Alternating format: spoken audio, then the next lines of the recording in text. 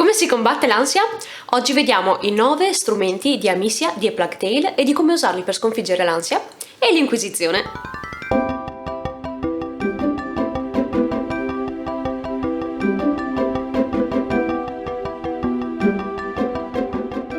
Ciao, io sono Manuela e questa è Guida Strategica. Se sei un gamer o un amante degli anime, ricordati di iscriverti al canale, perché qui ti parlerò di crescita personale proprio attraverso le tue passioni. Hai presente come l'Inquisizione si presenta a caso nelle vite di Amicia e Hugo e inizia a perseguitarli?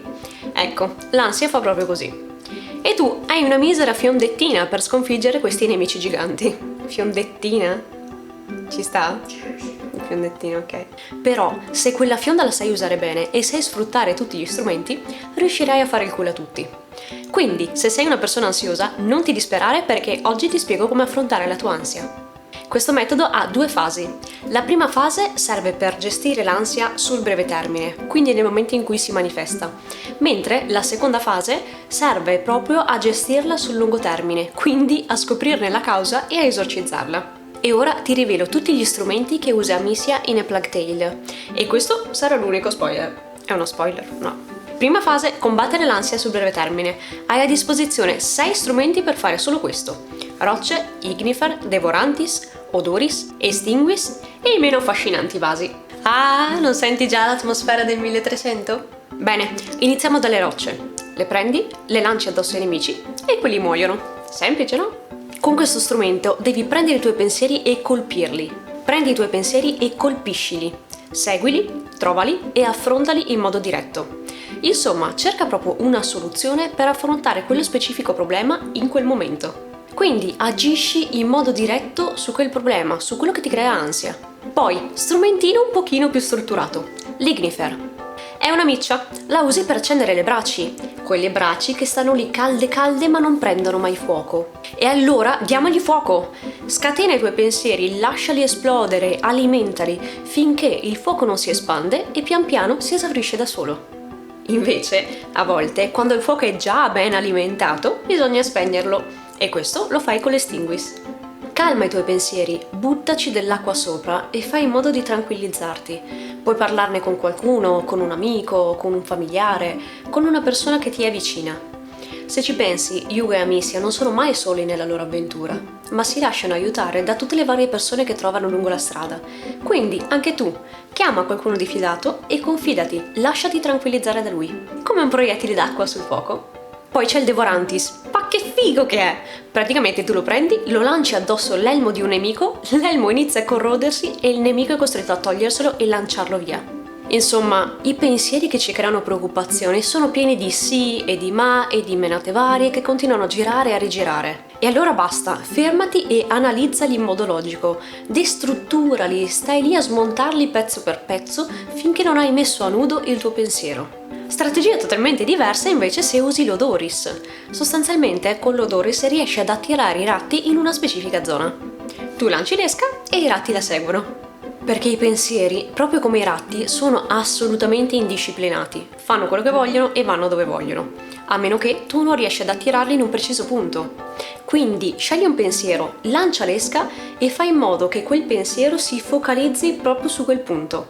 Immagina di costruire un punto di vista diverso, una specifica prospettiva e concentra lì le tue attenzioni. E infine i tristi vasi da lanciare. Sostanzialmente funzionano in modo simile all'Odoris, ma hanno la funzione di distrarre il tuo nemico. Quando hai un pensiero e non un nugolo di pensieri, puoi cercare di concentrarti e pensare ad altro. La faccio facile. Beh, è un vaso, mica fa miracoli. Però a volte può aiutare. Magari puoi provare con un po' di meditazione. Ora abbiamo gli ultimi 2 strumenti della prima fase, ma sono solo per le situazioni di emergenza. Quindi proprio quando sei nel panico devi risolverlo in quel momento. Come primo strumento abbiamo il Somnum, che serve a soffocare un nemico, anche se quello ti ha già preso. Quando un nemico ti prende, non ragioni più lucidamente e quindi devi riuscire a liberarti in un modo o nell'altro. Stacca la testa, fai qualcosa di impegnativo, fatti una chiacchierata con l'idiota di turno, qualsiasi cosa, basta che smetti di pensare. Insomma, soffoca i tuoi pensieri finché non avrai ripreso il controllo. E poi come secondo strumento abbiamo la Luminosa, che è una fonte di luce molto forte che elimina i ratti, anche se hanno già iniziato a sbranarti le gambe. Insomma, devi dissimulare. Hai un'ansia che si sta manifestando pienamente e sta prendendo sopravvento, e lasciarla manifestare liberamente significherebbe lasciare che i ratti mangino la tua gamba. No, via i ratti, poi ci curiamo. Sottraiti momentaneamente al problema che ti crea ansia. Scappa, ma anche fisicamente, cioè prova proprio a metterti a correre. So che sembra un po' una cazzata, ma metterti a correre fisicamente può aiutarti perché mente e corpo sono molto legati. Quindi, mettendoti a correre, sposti il problema dal livello mentale al livello fisico. E prendendo e mettendoti a correre, ingannerai un pochino la tua mente, che penserà che tu stia proprio scappando dal problema, e quindi il problema si sia risolto. E ripeto, questi due strumenti sono proprio strumenti di emergenza, non risolvono affatto il problema, però ti danno un attimo di respiro. Ecco, se ti ritrovi ad usare Somnum o Luminosa, ti consiglio comunque di iniziare ad intraprendere un percorso con un terapeuta, che sicuramente ti sarà di grandissimo aiuto. E ora lo strumento finale, quello della fase 2, ossia l'Imperium. Già dal nome! L'Imperium è l'ultimo strumento che sbloccherai alla fine del gioco, e lo sbloccherai quando avrai capito la causa di tutto. Insomma, basta scappare da ratti e inquisizione, affrontiamo il boss finale e facciamola finita. Ecco, essendo lo strumento finale, non posso rivelartelo, perché altrimenti ti farei uno spoiler. Sarai tu a dover fare tutto il tuo percorso e scoprirlo. Per farlo, probabilmente avrai bisogno di usare tutti i primi 6 strumenti, e magari ti capiterà anche di provare ad usare il Somnum o Luminosa. Però lo dovrai fare con consapevolezza. Ogni volta che userai uno strumento nuovo consapevolmente, riuscirai a scoprire qualcosa su di te.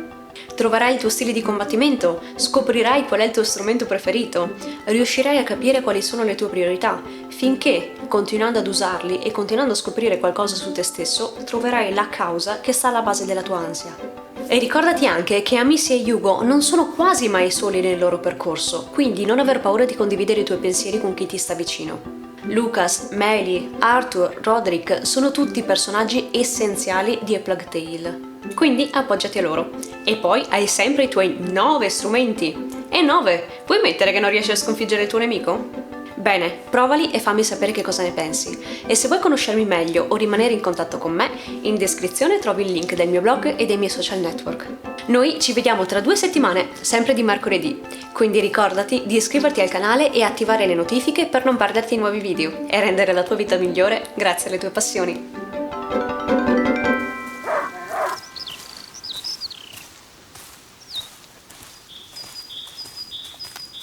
Look, your mother's ribbon is still here.